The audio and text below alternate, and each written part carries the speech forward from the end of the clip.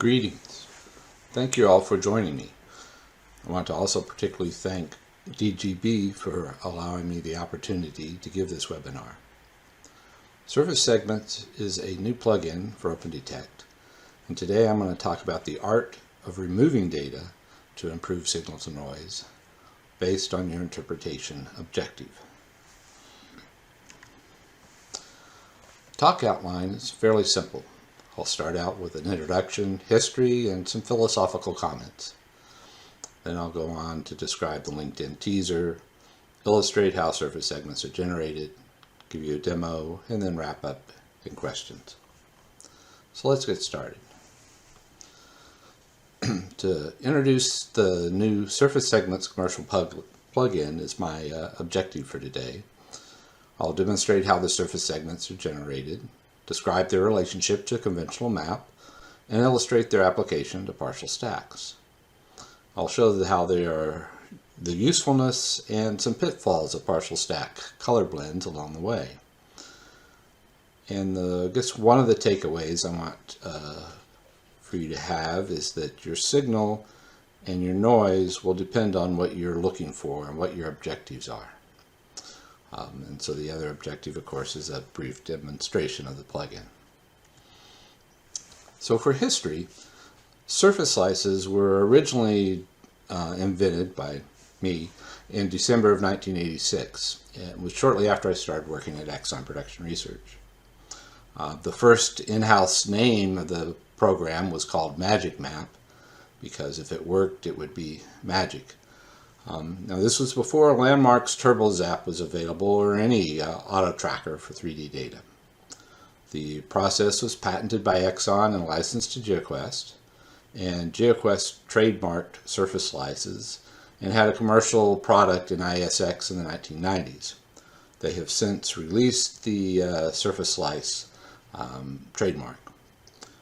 Rumor has it that Shell had a similar proprietary technique around the same time.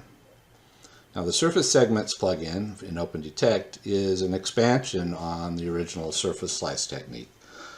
Some of the things I can do in OpendTect would just not be possible in the GeoQuest or the implementation that I had at Axon.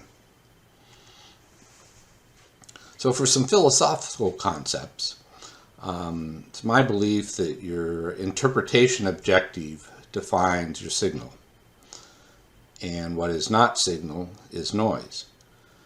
And so any given data sample can be either signal or noise depending on what your objective is.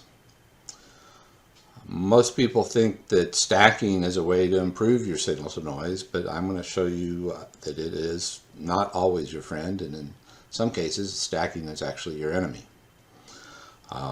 And that partial stack volumes contain much more information, significantly more extractable geological information than a full stack. And these particular concepts are exploited by surface segments and allow you to basically take the unseen and make it seen. So we're done with that, the introduction, and so now let me describe this LinkedIn teaser GIF that most of you saw. And in this part of the talk, I'm going to show how residual move-out can potentially bite you. But the surface segments will reduce the effect of residual move-out. And also that amplitude versus offset is not always just for direct hydrocarbon indicators, but it is also useful to help you correlate and tell the difference between one horizon and the other. So this is the LinkedIn teaser GIF. On the left, you have a color blend of near, mid, and far data, and on the right, you have a color blend of what I call my surface segments. Now the data that I'm using here and throughout this webinar is the Parihaka 3D survey from New Zealand, and it was downloaded from the SEG wiki site. So I'm going to take these two images, and let me turn my pointer to a laser pointer so it might be a little bit easier to see.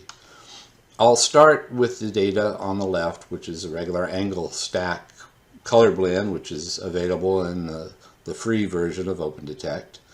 And after describing that, I'll talk about what we see on the right, which is the trough amplitude surface segments that is available from the new plugin.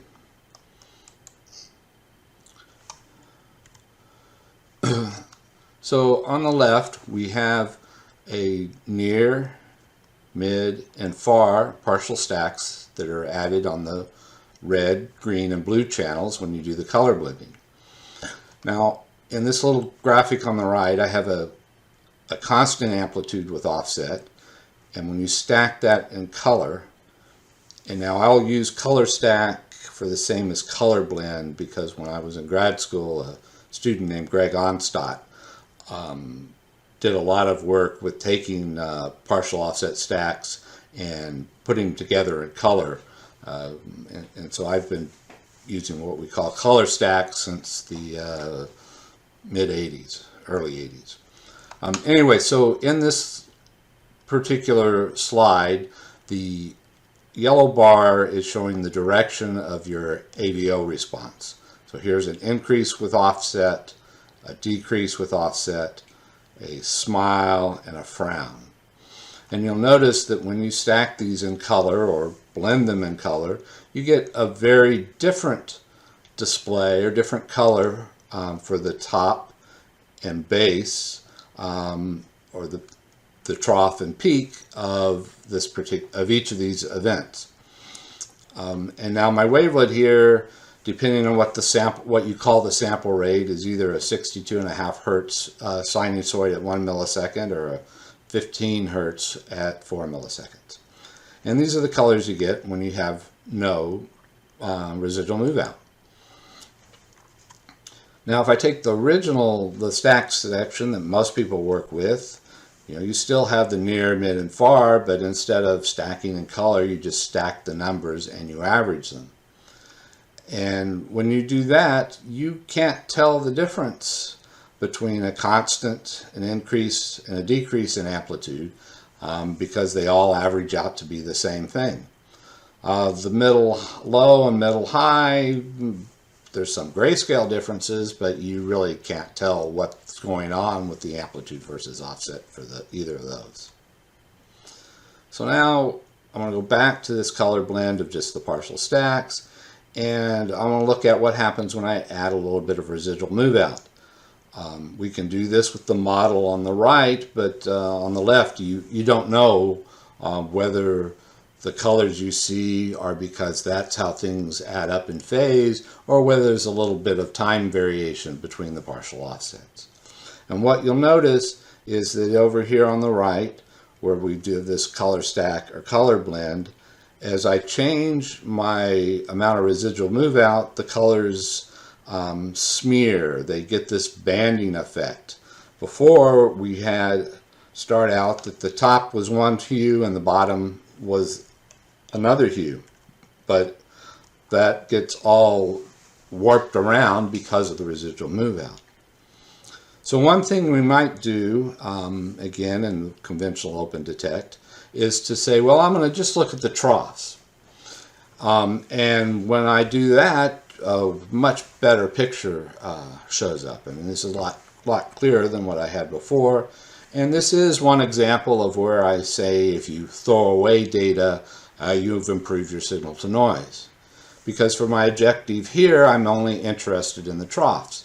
So if I throw away all of the positive numbers and just leave myself with the negative numbers, that allows me to double the dynamic range of my color scale. It separates the trough events from the peaks, and so the signal to noise is greatly improved. And now when we stack these up, you're only seeing the troughs, and so the colors, I guess, pop at you more, and you see that an increase and a decrease are significantly different. And when we come over here, we see the kind of the light blues here, here, and up here, which makes you think that those may be an increase in amplitude with offset. And there's several others throughout the display.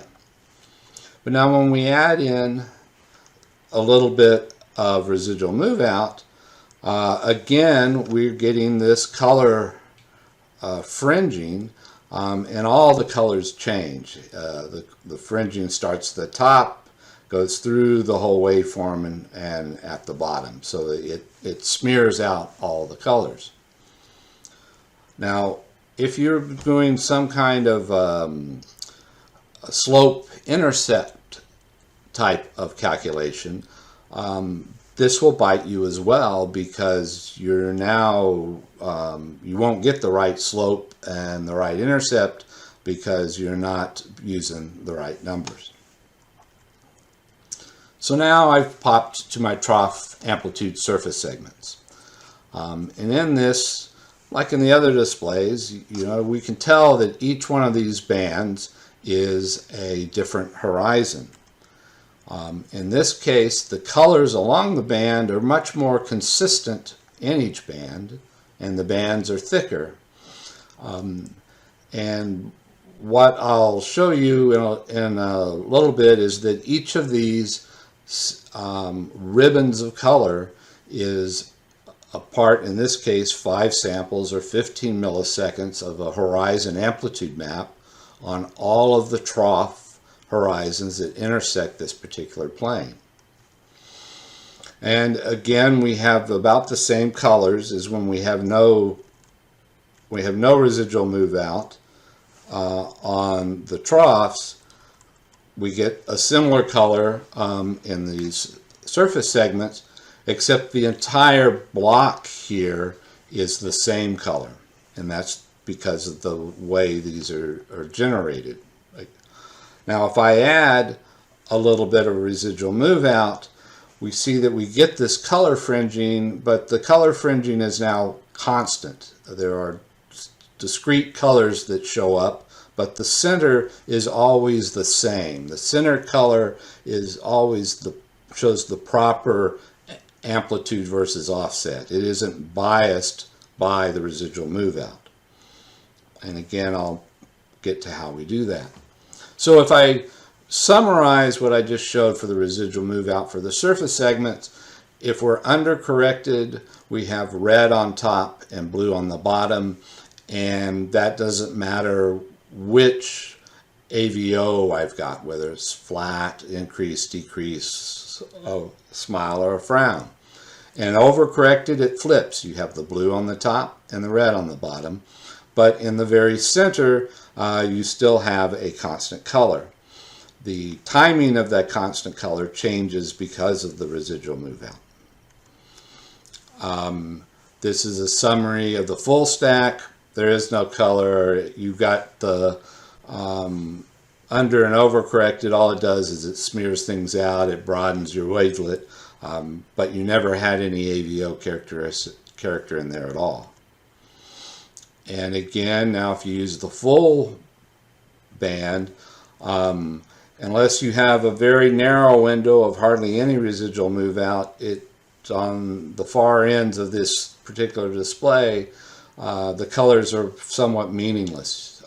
You can't really tell anything about the AVO because of the residual move out. And it's the same sort of story when you're just looking at the trough or the negative half cycle. Again, we do see the same pattern of reds on top and blues on bottom, but the center color changes with residual move out in this, unlike what I had in the surface segments. So there we go. I've gone through the little teaser. So now let's look at how are these surface segments generated. And I'll start with a chair display of inline, cross-line, and a time slice, again from this Periaca survey. And what we normally do when we want to interpret an event, say you wanted this peak, we'd start at one point, would pick that peak, then we'd look on the next trace to find the same peak, and continue in this pick, interpret, or pick, search type of a thing until you follow one line. You may come across a time slice, pick it up on the cross line, and you do that through the whole volume, but you concentrate on one event at a time. And we make these assumptions that the surface that we're going to track is a constant event type. It's always going to be a peak or a trough. That surface, at least locally, is sort of smooth and it's continuous over most of the survey. But anytime there's an abrupt change, it's meaningful. Sort of like up here, you see some abrupt changes, and those are most likely channels, and the same as right here.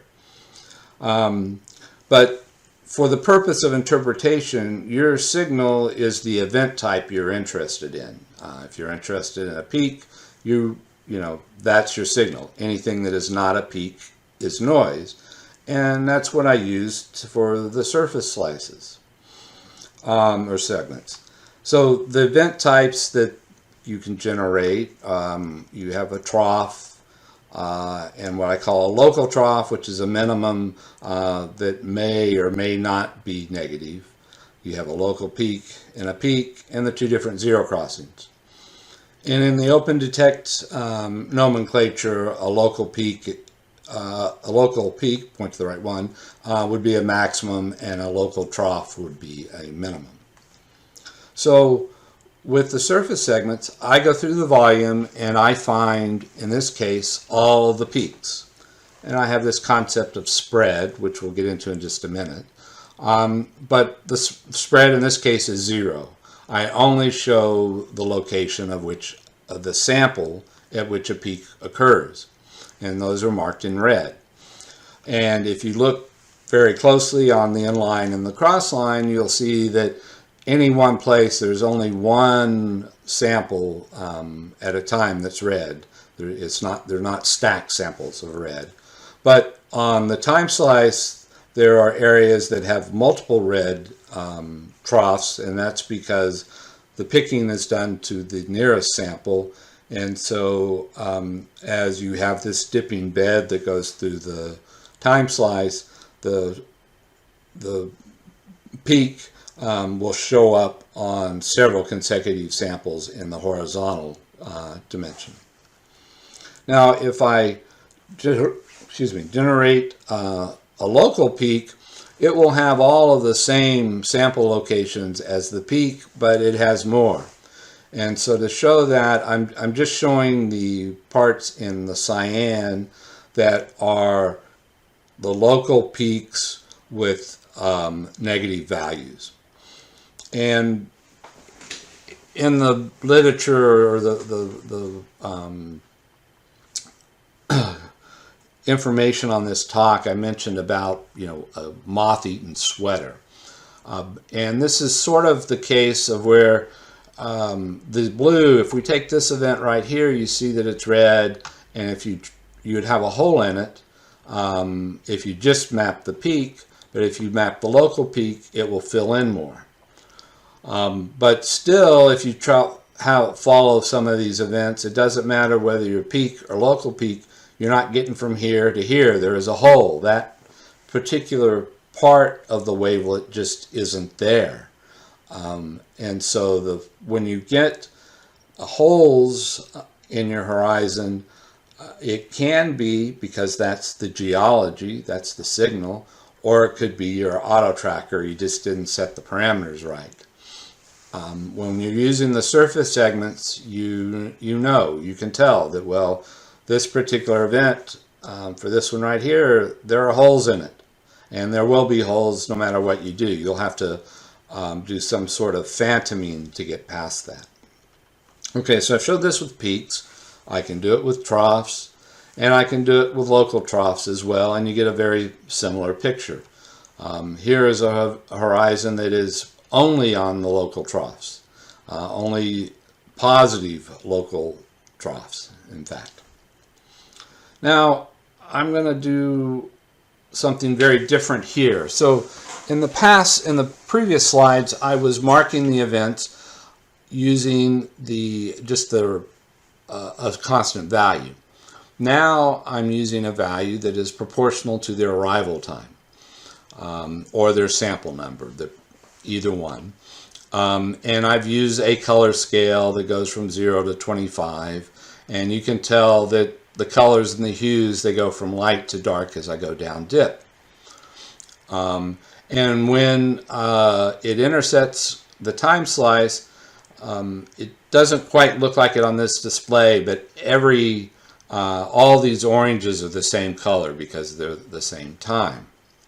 So what I do that's a little bit unique in the surface segments is that I do a spread now of 1 where I've taken that sample and I have replicated it, 1 sample up and 1 sample down. And what happens now on a particular time slice is that I get a sample from below is projected onto this slice, and a sample from above is projected down. And so I now have 3 essentially time contours on this 1 time slice. And these time contours are exactly the time contours you'd get if you were to map every one of these trough events and then extract out of those maps the contours that fell within plus or minus 1 sample of this particular time slice. But I was generated this. This is an attribute volume. It isn't a result of any interpretation. It's just a simple trace by trace process, and this is the result. If I spread by 2, so that means I've moved up 2, down 2, we now begin to get a little bit of overlap in where you're relatively high frequency. And that's what the red is indicating. That means when I go down and come up, that on the same pixel, I wind up with I get 2 horizons in that one place. And so I mark that special. In between these surface segments, these time surface segments, there is a gap, which I call a no event. You can see that also in the inlines and the cross lines. And that's just a place where there is no local trough surface segment within plus or minus 2 samples. I can keep doing this, go spread of 3, spread of 4, whoops. And now the spread of 4, that's 4 up, 4 down, so that's 9 contours, and we see it's all red, so that doesn't help you any. So I'll go back to the spread of 2, which is about optimal for this data set. It has a little more red than I would like, so maybe I should just spread 1 up and 2 down, or 2 up and 1 down, and that would get rid of some of the red. And the program has the options to do that. But instead of using the travel time or the sample number, another thing I do is I create the amplitude. And so in this case, I've taken the amplitude of the local trough, and that's what I've displayed. And I've used a standard Petrel color scale that goes from minus 1200 to plus 400. So the zero crossing is somewhere in the red-yellow zone. And one of the things that some of you will notice is right where the cursor is, in this event here, and these other events, you see this sort of striation. And that striation is due to a dipping, the horizon is dipping, and it's a waveform, and it's being sampled to the nearest sample. There's no interpolation in this particular example. And so the amplitude changes just because of the way it's sampled with our standard sampling rate. So I can go in and resample the data before I pick it, and then when you do that, the colors are much nicer, they're much smoother, and the time information is a little bit better. And so there are options to use some special interpolation filters that Charles Sicking did decades ago. Now if I go back to this, and I'm going to change my color scale here now to be symmetrical so that I can compare it with a conventional seismic. And so you see that you get the troughs at the same locations, But you'll also notice in this display, which I forgot to point out, that the seismic looks kind of jittery. That's because when you display the surface segments, there's one of the parameters is display as a classification volume. So if I remove and go back to interpolation, that's just how you normally display your seismic data. You need the classification for the surface segments because I have these sharp edges, if you will, and when you interpolate, you get funny colors. So you just kind of need to remember to turn the interpolation off. Now, before I move on to the demo, this is from an original paper back in '96 that explains the time surface slice. And so each band, as we saw before, represents a different horizon. And in each of these bands, each color represents a discrete time. And the number of colors represents how thick of a slice it is, at least when you use my special color scales. And the area between the bands means no event, that there was, if this was a trough, there are no trough events at these spatial locations within the time of the slice. The colors themselves give you very detailed strike and dip information, again without doing any picking, any cross-correlation or anything, it's just the data. The light to dark in this color scale tells you I'm going down dip. Abrupt changes are going to indicate a fault, and the light to dark across the no event is telling you where you're going down stratigraphically, which is kind of neat. You can't tell that from any regular time slice, but in this one display, you've got both the strike and dip and stratigraphic relationships. So I've done illustrating the surface segment generation. So now let's see if I can't do a switch and go to the software demonstration. So, okay, we backed out of here. I'm going to pull this up. I've already pulled up some data. I've preloaded it just to make things go a little bit faster. And I want to generate now.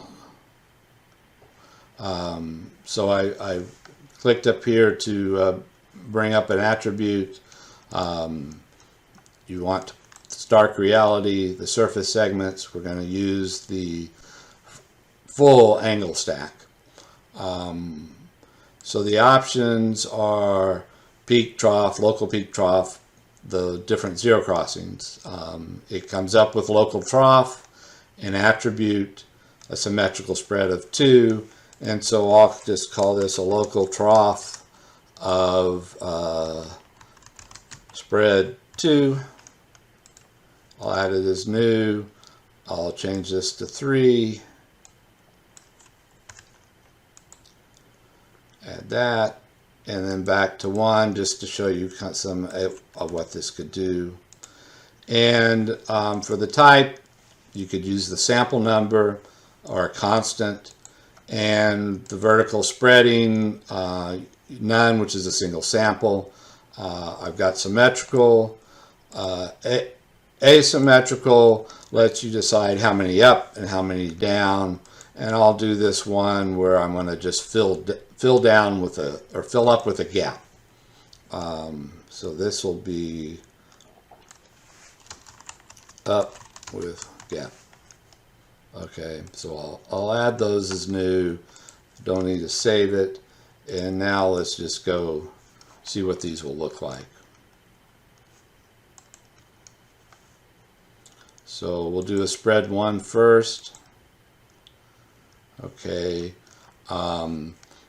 I was going to use a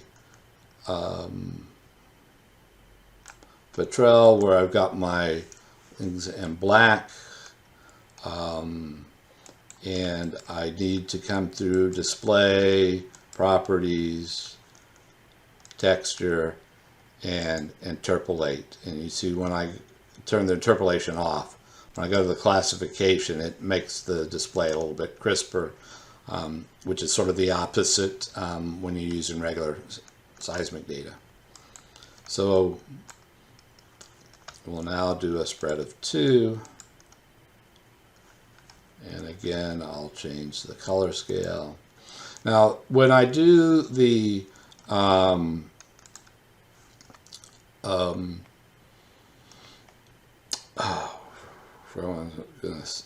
when I'm doing the amplitude surface segments, when there's overlap, I set it to the no event value instead of something special, because there is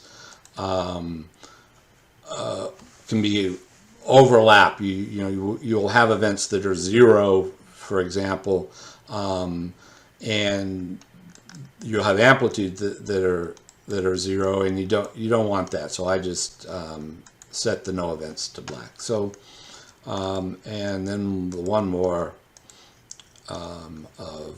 with a gap,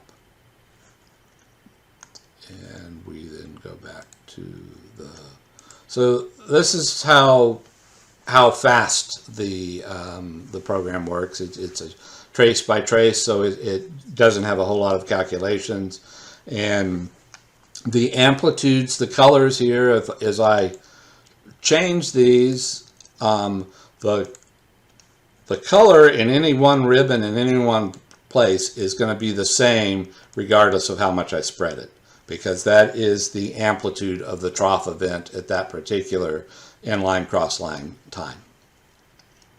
Now, what's really interesting, though, to me is when you do this to a Z-slice. And so I'm going to add a color blend, and I've already calculated and preloaded some data. So we'll see if I can't find the near, whoops, there it is. The near to go on my red.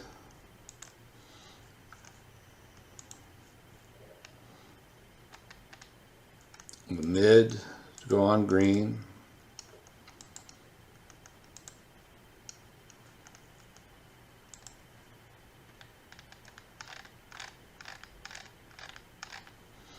And the far, and I don't have an alpha. So this is now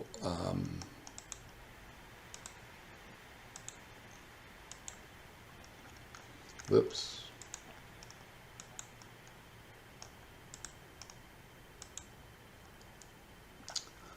Well, let me get it turned around to where the way I'm used to seeing it.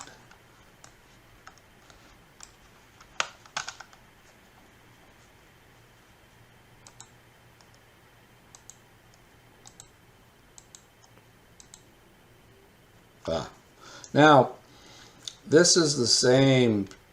No, it's not. Let me change this. This should be 9.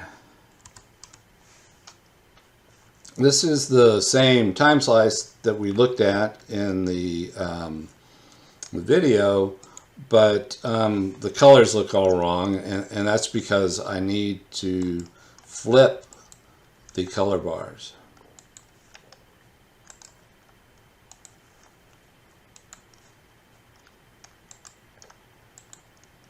So now, there we go. That is the display that was in that GIF file. Each of these colors is a different horizon. The colors is giving you an indication of the AVO character. And you can see that each event has a different color. And so you can use that color, particularly if you have a post-depositional fault, to get across them. But we see in this fault block here that in this one here the colors don't match, and so that's a pretty good indication that there was either deposition or some sort of fluid or something going on at time of deposition, or there, or there's a lot more throw across this and they're just not showing up.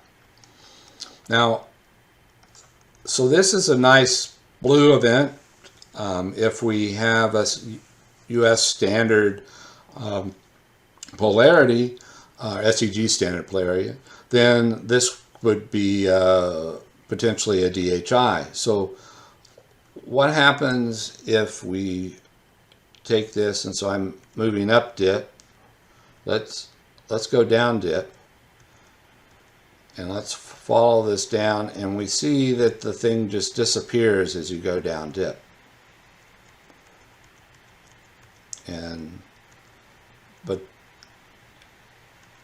And my machine's a little slow, but you can scroll through this volume and see things. There's a channel systems in here.